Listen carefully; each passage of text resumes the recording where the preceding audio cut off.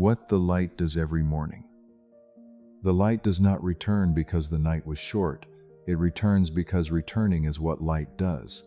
There is something the light does every morning that I think we forget to notice. It comes back. Not sometimes, not on the easier nights, or when the world has been kind, or when the darkness was brief and manageable. Every morning, without condition or exception, the light returns. It has been doing so longer than there have been people to notice. It did so last night while you were sleeping. It will do so again tomorrow, whether or not today goes well. There is something in that worth holding on to, not as a metaphor you have to work to believe, but as a plain physical fact. The light always comes back. It does not negotiate with the dark. It simply returns. What the night does not mean. When we are in the middle of a hard time, the nights can feel conclusive. 3 in the morning has a particular authority that daylight lacks. At 3 in the morning, the difficult thing feels permanent. The worry feels like certainty. The sadness feels like a definition rather than a weather pattern. Everything unresolved arranges itself in the dark and presents itself as evidence. Evidence that this is how things are and will remain. But 3 in the morning is not a reliable narrator. It has never been one.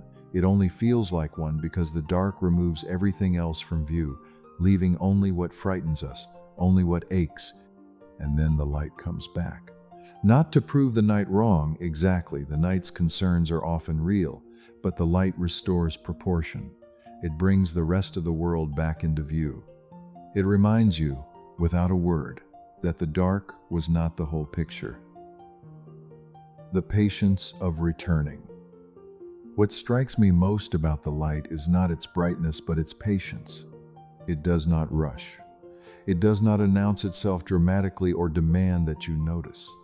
It begins at the edges, a barely visible softening in the sky, a thinning of the dark, a color with no name, and it builds slowly, as all honest things do. It has done this on mornings when people were ready for it and on mornings when they were not. It has returned to windows where someone stood waiting and to rooms where no one was watching at all. It makes no distinction. It simply does what it has always done. There is something almost unbearably steady about it. In a world where so much feels unreliable, where people leave, plans collapse, and the future refuses to hold still, the light keeps its appointment. Every morning, without fail, it shows up. You and the light have something in common. I want to suggest something and ask that you consider it seriously rather than brushing it off. You and the light share something in common. You have had dark times before this one, nights both literal and figurative that felt like they had no end, periods of your life that were heavy, confusing, or painful in ways that seemed permanent. And you came back from them. Maybe not all the way, maybe not quickly, maybe not without being changed by what you went through, but something in you returned. Something kept showing up, like the light, not because the darkness was easy to survive, but because returning is simply what you do. That is nothing. In fact, that is the most important thing about you, not what you have suffered, but the quiet, persistent fact that you have kept returning, morning after morning. Even the hard ones, even this one.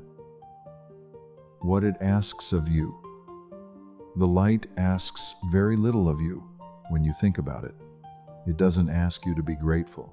It doesn't ask you to feel hopeful, transformed, or ready. It doesn't ask you to have resolved anything since yesterday. It doesn't even ask you to notice it, though on some mornings, noticing it is the gentlest gift you can give yourself. All it asks, if it asks anything at all, is that you let it arrive, that you allow this morning to be a morning, not just a continuation of the night, that you accept, even slightly, the possibility that the returning light means something, that it is not random, that it is, in whatever sense you can hold, a kind of promise kept. You don't have to believe in anything in particular to feel the truth of it. You have to look at the window.